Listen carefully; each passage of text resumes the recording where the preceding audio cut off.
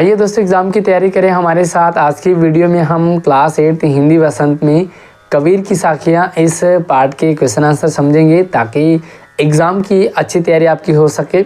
आगे बढ़ें उससे पहले वीडियो को लाइक और अपने दोस्तों को शेयर कीजिएगा। आपका लाइक, आपका शेयर, आपका प्यार हमें मोटिवेट करता है और अच्छी वीडियोज़ आपके लिए लेकर आएँ। चैनल को सब्सक्राइब कीजिएगा ताकि कोई भी अपडेट आपसे मिस ना हो सके। तो पहला सवाल है कि तलवार का महत्व होता है म्यान का नहीं। इस उदाहरण से कबीरदास जी क्या कहना चाहते हैं, स्पष्ट कीजिए। ये वाला सवाल कई बार एग्ज़ाम में आ जाता है, तो हर एक सवाल को ध्यान से समझें। देखिए सिंपल सी बात है कि तलवार ही काम आएगा युद्ध में। अगर लड़ाई होगी या कुछ काम करना होगा तो तलवार काम आएगी, ना ही इसकी म्यान काम आती है और ना ही इसकी बनावट काम आती है, इनके डिज़ाइन काम आएगा।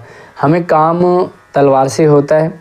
कबीरदास जी कहना चाहते हैं कि हमें जिस चीज़ से मतलब हो उसी चीज़ का हमें ध्यान रखना चाहिए और बेकार की चीज़ों पर हमें बात नहीं करनी चाहिए।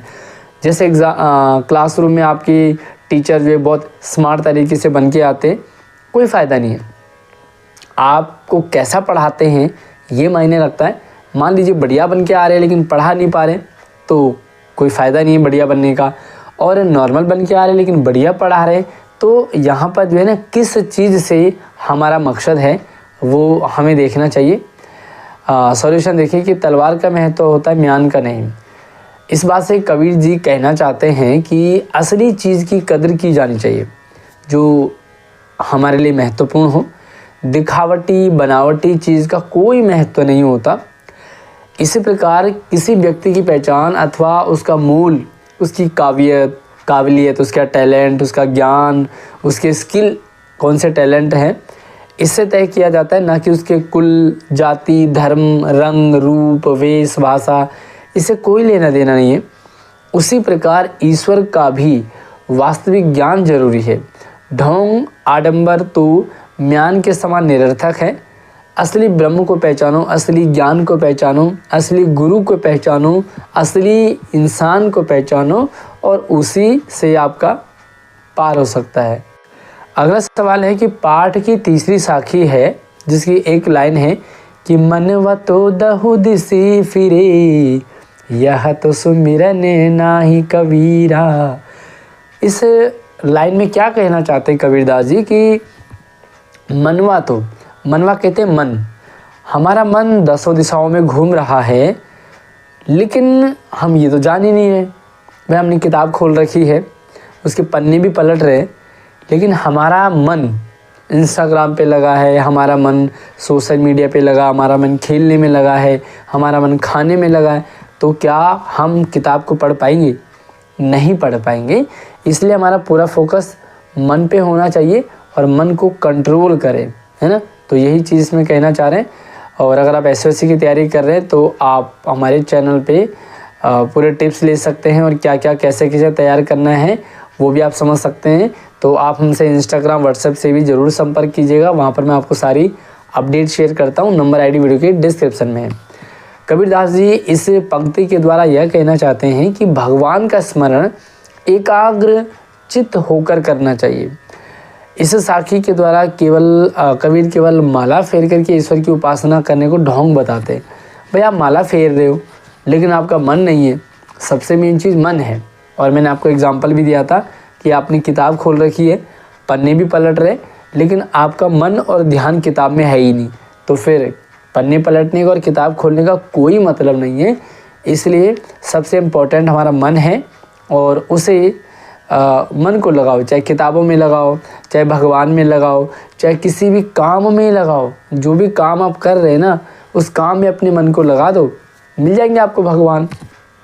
अगला है कि कबीर घास की निंदा करने से क्यों मना करते हैं। दोहा है कि कबीर घास नानी दिए, जो पाँव तली होए, उड़ पड़े जब आँख में, खरी दुहेली होए कबीरा। कि कबीरदास जी कहते हैं कि कभी भी घास की निंदा मत करो। घास का मतलब जिसे हम कुछ भी नहीं समझते। घास का मतलब गरीब से हो सकता है, घास का मतलब कमज़ोर से हो सकता है, घास का मतलब ऐसा इंसान जिसे हम कम समझते हैं, क्योंकि नॉर्मली घास पाँव के नीचे होता है, हम उसे कुछ नहीं समझते, मसल देते पैरों से। लेकिन जब समय पड़ता है ना, और जब समय ख़राब होता है, तो वही घास हमारे आँख में गिर जाएगी ना, तो हमारी हालत ख़राब कर सकती है। तो कहते हैं कि कबीर कहते हैं कि घास की निंदा भी मत कीजिए। ना जाने कौन सा गरीब, कौन सा कमज़ोर, कौन सा इंसान हमारे कहाँ काम आ जाए, इसलिए किसी की भी निंदा नहीं करनी चाहिए, किसी की भी बुराई मत करो। घास का अर्थ पैरों में रहने वाली तुच्छ वस्तु। कबीर अपने दोहे में उस घास तक की निंदा करने से मना करते हैं जो हमारे पैरों के नीचे होती है। कबीर ने दोहे में घास का विशेष अर्थ है। यहाँ घास दबे कुचले व्यक्तियों का प्रतीक है, जो कम जाति से हैं, जो गरीब हैं। कबीर के दोहे का संदेश यही है कि प्राणी या व्यक्ति चाहे जो भी जितना भी छोटा हो, उसे तुच्छ न समझकर उसे छोटा ना समझो, उसकी निंदा मत करो, सबका सम्मान करो। ना जाने वो छोटा सा दिखने वाला हमारा कब काम आ जाए, वो छोटी सी चींटी कब हाथी को मार गिरा दे, है ना। तो हर एक चीज़ का सम्मान करना है और उसकी वैल्यू समझो। अगला सवाल है कि मनुष्य के व्यवहार में ही दूसरों को विरोधी बना लेने वाले दोष होते हैं। यह किस दोहे में व्यक्त होता है? हमारा व्यवहार है। आपने जब भी आप दिल्ली से बाहर जाते हो गाड़ी में, तो लिखा होता है कि व्यवहार ही आपका परिचय है। बिल्कुल, हमारा व्यवहार बहुत अच्छा है ना, तो हमारे दुश्मन भी हमारे साथ हो जाते हैं। और हमारा व्यवहार ख़राब है ना, तो हमारे घर के लोग भी हमसे बात नहीं करना चाहते। तो मनुष्य के व्यवहार में ही दूसरों का दुश्मन और दूसरों का मित्र बनने की क्वालिटी होती है। देखिए, यह है कि जग में बैरी कोई नहीं, जो मन शीतल होए, या आपा को डारी दे, दया करे सब कोई कबीरा। तो इन पंक्तियों में इस भाव का है कि हमें किसको भी बैरी नहीं समझना चाहिए और हमें सबके साथ प्रेम से रहना चाहिए।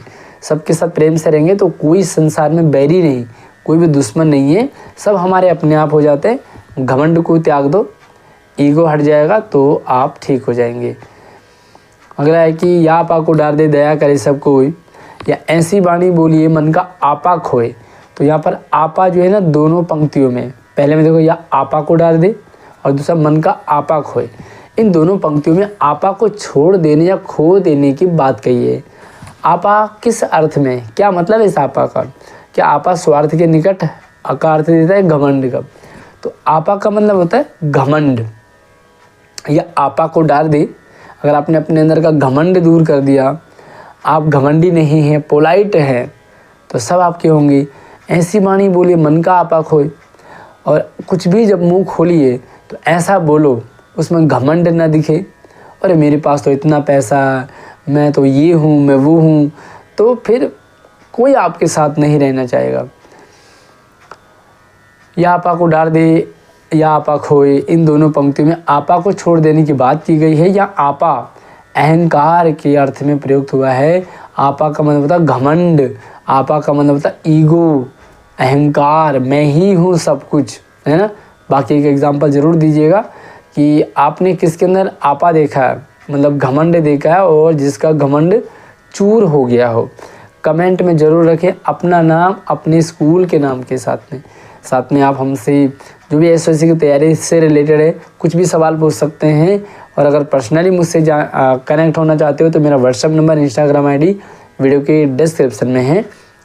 आपके विचार में आपा और आत्मविश्वास में तथा आपा और उत्साह में क्या अंतर हो सकता है? कोई अंतर हो सकता है क्या? देखिए, आपा का मतलब होता है घमंड, आत्मविश्वास का मतलब होता है कॉन्फिडेंस, सेल्फ कॉन्फिडेंस, और दूसरे में आपा और उत्साह। घमंड और उत्साह मतलब जोश। तो आत्मविश्वास और जोश में कितना अंतर है वो आपको समझाना है। देखिए, आपा और आत्मविश्वास क्या है? आपा का अर्थ है अहंकार, जबकि आत्मविश्वास का अर्थ होता है अपने ऊपर विश्वास रखना, है ना। आप कुछ भी काम कर सकते हैं, आपको कॉन्फिडेंस है, तो ये आत्मविश्वास है। आपा और उत्साह, आपा का अर्थ है अहंकार, वही पुराना वाला, जबकि उत्साह का अर्थ है किसी काम को करने का जोश होना। हम किसी काम को करना चाहते हैं, जोशीले है, तो ये उत्साह, ठीक है। और अगला है सभी मनुष्य एक ही प्रकार से देखते हैं, सुनते हैं, पर एक समान विचार नहीं रखते। एक जैसा खाते हैं, एक जैसा पैदा होते हैं, एक जैसा मरते हैं, एक जैसी प्रक्रिया होती है सबकी, वही बचपन होना, फिर बड़ा होना, शादी होना, बच्चे करना, बूढ़ा होना, सारा एक जैसा है। फिर भी हमारे विचारों में अंतर क्यों है? सभी अपनी अपनी मनोवृत्तियों के अनुसार कार्य करते हैं। पाठ में आई कबीर की साखी, किस साखी से ये वाले भाव मुखरित होते हैं? तो आवतकारी एक है, उल्टत हो या नहीं, आप यहाँ पे देख सकते हैं। तो इन पंक्तियों में ये वाली फीलिंग आ रही है। अगला है कबीर के दोहों को साखी क्यों कहा गया? ये सवाल कई बार आ जाता है एग्ज़ाम में कि कबीर के दोहों को साखी क्यों कहा? साखी का अर्थ होता है गवाह, साक्षी, है ना। मैं अग्नि को साक्षी मानता हूँ, मैं गीता को साक्षी मानता हूँ, गवाह। कबीर के दोहों को साखी इसलिए कहा है क्योंकि इसमें श्रोता को गवाह बना करके साक्षात ज्ञान दिया गया। कबीर समाज में फैली कुरीतियाँ, बुराइयाँ, जाति, धर्म, आडंबर, दिखावा, इसको समाप्त करना चाहते हैं, इसलिए वो इसे गवाह के रूप में प्रस्तुत करते हैं। तो ये है कबीर की साखियाँ। आई होप आपको पूरा चैप्टर समझ में आया होगा, क्वेश्चन आंसर आप क्लियर कर पाओगे। कुछ मेरे रिलेटेड वीडियो से रिलेटेड कुछ अपना ओपिनियन, अपना एक्सपीरियंस शेयर करना चाहते हो तो कमेंट में कीजिए। अगली वीडियो में आपके साथ हम जहाँ पहिया है इस चैप्टर के क्वेश्चन आंसर शेयर करेंगे, और मैं जो वीडियो है डिस्क्रिप्शन में डाल दूँगा, आप वहाँ से इस वीडियो को और भी दूसरे सभी चैप्टर्स के वीडियोज़ को देख सकते हैं।